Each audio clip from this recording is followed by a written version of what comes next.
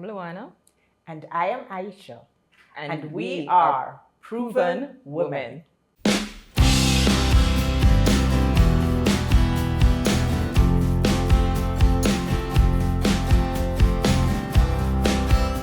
Luwanna. Hi, Aisha. Okay, so tell me who you are and what you do at Proven. Okay, so I am Luwanna Williams. I am the President and CEO for Proven Wealth Region 2 with responsibility for Jamaica and the Bahamas.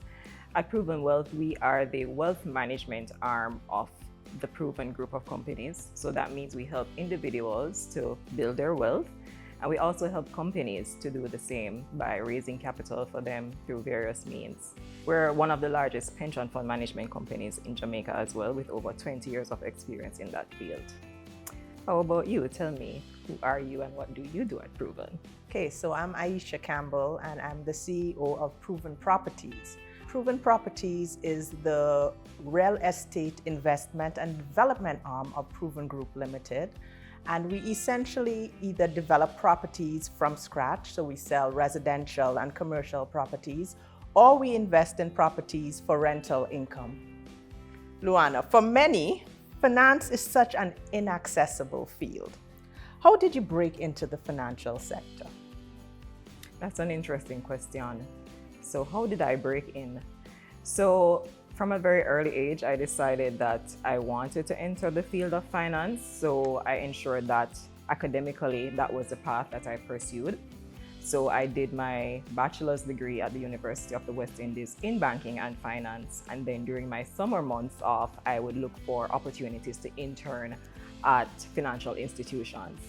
One of those institutions was actually the central bank. So my last internship before graduation was at the Bank of Jamaica.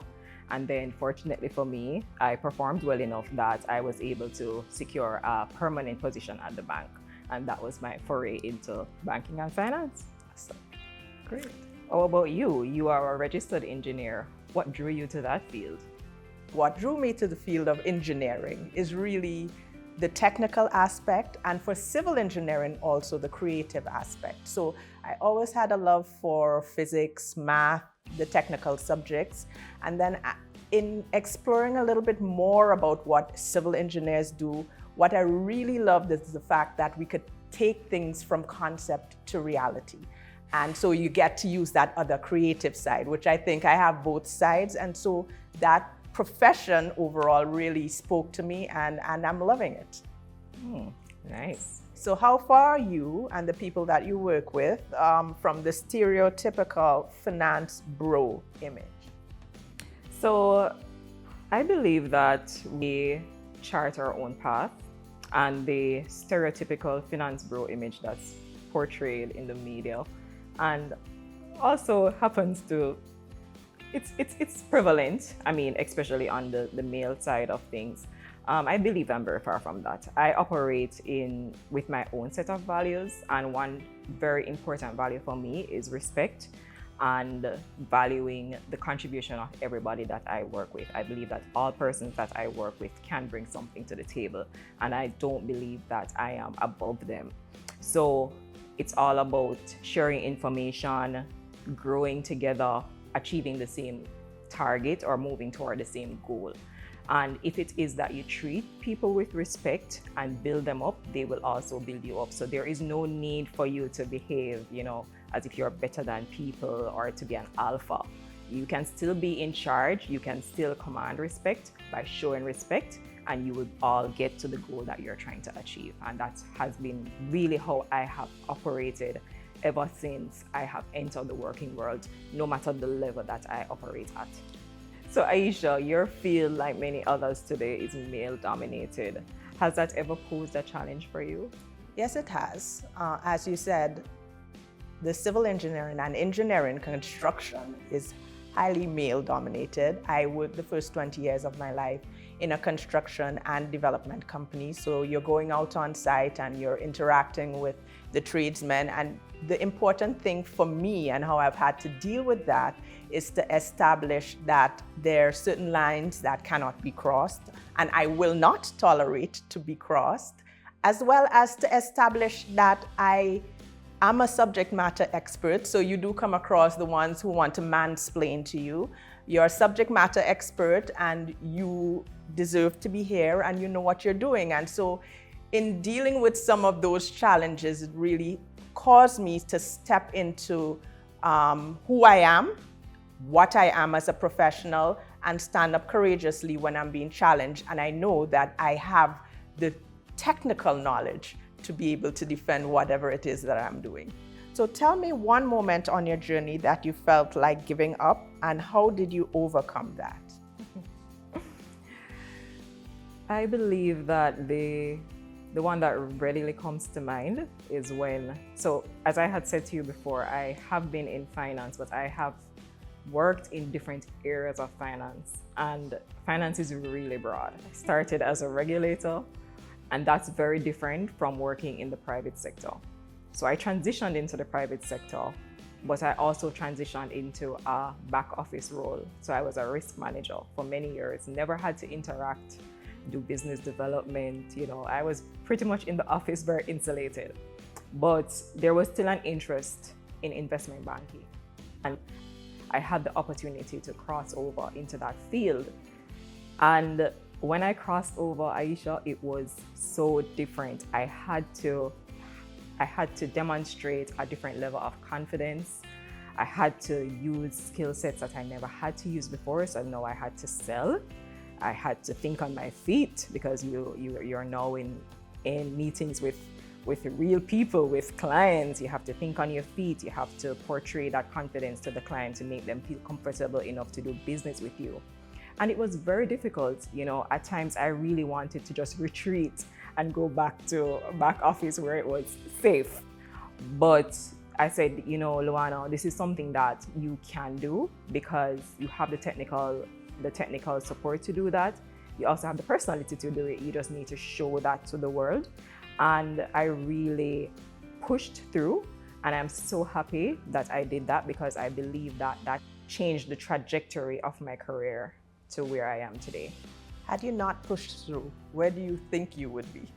I think I would still be in risk management, but honestly, I believe that while it's a really good field, I knew that I wanted to do something else. I practiced risk management for 5 years, different aspects of it, and I knew that I wanted a change. But the good thing about it is that having that background has actually helped me now in the area that I am, because I am able to identify risk and put things in place to mitigate that risk, which helps both me and my clients. So I think it was a really good decision. Tell me about one moment on your journey that you felt like giving up, and how did you overcome that? I would not say that I felt like giving up. I would say that a really big challenge for me was when I transitioned from my first job, and really my only job, which was with West Indies Home Contractors. I was there for 20 years, fully in my comfort zone. And I stepped out to take this role at the time proven REIT, and definitely stepping into my discomfort zone for a number of reasons. The company culture was different. The fact that I was heading into a more financial sector versus only technical and engineering. And honestly, as you said earlier, I had a lot of doubts. I mean, how am I going to show up in front of people like Peter Bunton and Mark Golden and Chris Williams?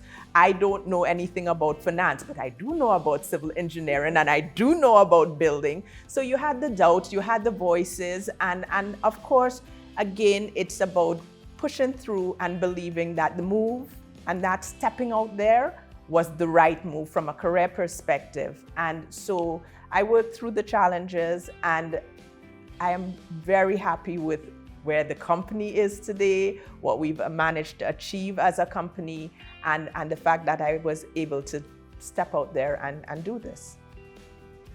What is one thing people would be surprised to know about you?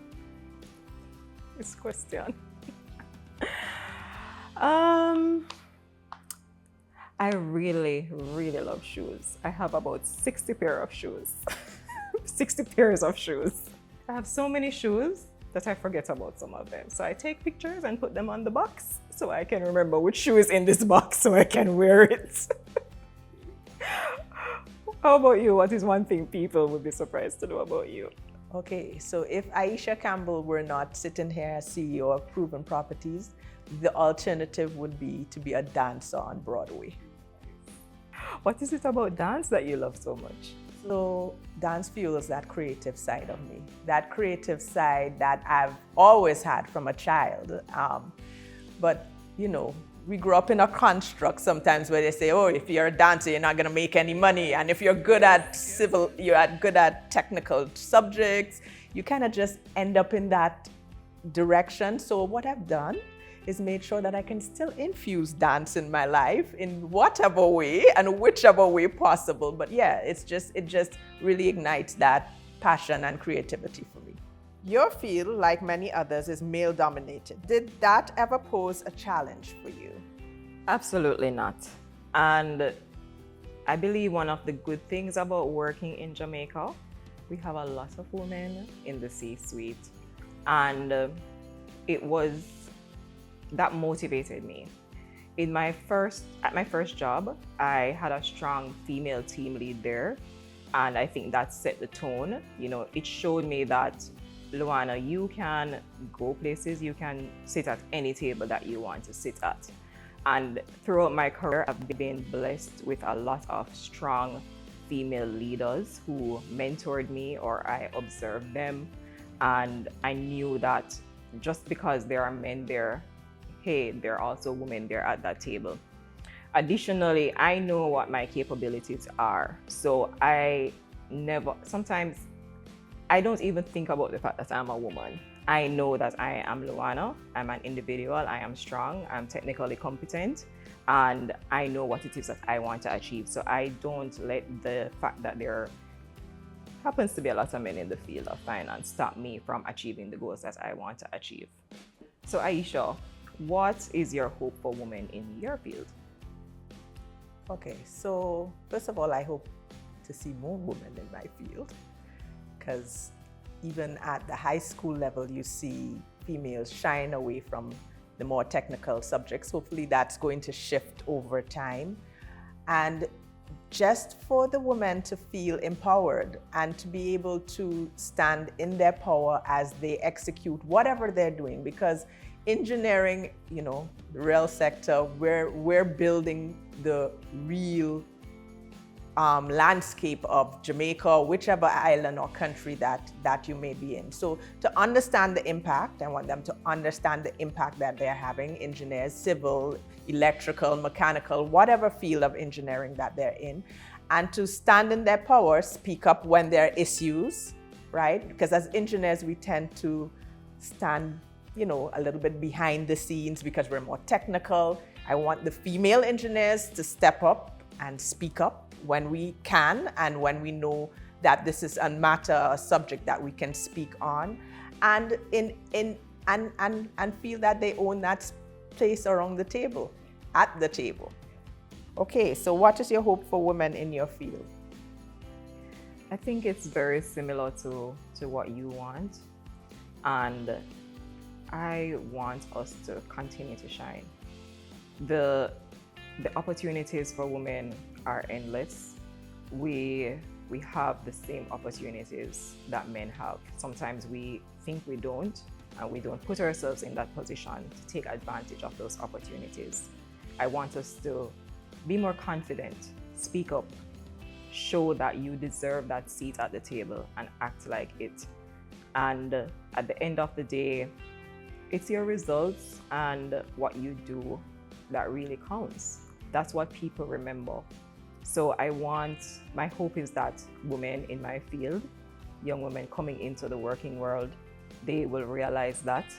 And as a female in the C-suite, I will always give my support to a young woman or a fellow teammate who wants that support to move forward and that confidence to really become all that we can be in the workplace. So Aisha, property and construction in general is not a very glamorous field. Are you ever concerned about your image because of that? Absolutely not. I feel you can own this space, you can show up, and this comes back to being authentic, right? So whatever you are and whoever you are, you show up and you shine in that skin. And somebody else may be different, and we respect each other's differences. But for me, I'm going to show up as Aisha, and you'll see me in heels one day, and then you'll see me in side boots another day. And it just depends on what I need to do and what I have to do. But whichever way, I am going to be authentic, and it doesn't bother me at all, the image that goes along with the so-called field. I think you spoke a little bit to it, but I would want to speak a little bit to just us. You know, when we sit here and people think the CEO of Proven Wealth and the CEO of Proven Properties, how do you get here?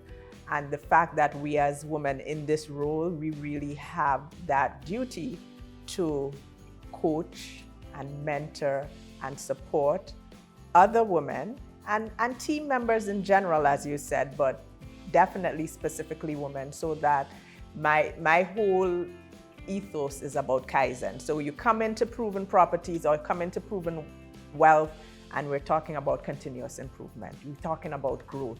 We're talking about if somebody comes and they're under my mentorship, that at the end, they are leaving, if they leave, they're leaving that much better, that much higher. They can go and sit and take that seat or take my seat if the eventuality comes into it. And this is what, for me, I think, you know, Women's Day, inspiring change, inspiring women, inspiring leadership amongst women means. What does Women's Day mean for me? It's an opportunity to formally develop each other. As Aisha said, being the CEO of Proven Wealth, a lot of persons are curious. You know, I'm a female, and our company, I believe, traditionally has been known as a male-dominated company. Our co-founders are all men. How is it that I got here? And the truth is, I believe that it has been my capabilities, the strengths that I have demonstrated, and not only technical, but the soft side, the ability to relate to people, the ability to make people feel seen and respected, and to demonstrate that everybody has a purpose, no matter where you are on the org chart, where you are in the hierarchy. Everybody has a purpose, everybody has a skill. And I believe Women's Day for me is an opportunity to show the young women and other females in the organization that we can do anything that we set our minds to. Working with me, like Aisha, it has always been a goal of mine that once somebody comes and works with me, I need to be able to say that I have influenced this person in a positive way when they leave. I don't expect persons to stay with me forever, just as I don't expect to stay in the same position forever. But I've always made sure that anybody that I work with, I understand them on a personal level. I understand what drives them, and I try to ensure that in my interactions with them, in the tasks that I delegate to them, they are able to feel like they are purpose-driven and not just here to do a job. And I take a special interest in my young women that come through the door because somebody did that for me. And I want to ensure that I leave a positive mark on everyone that I work with, especially my women.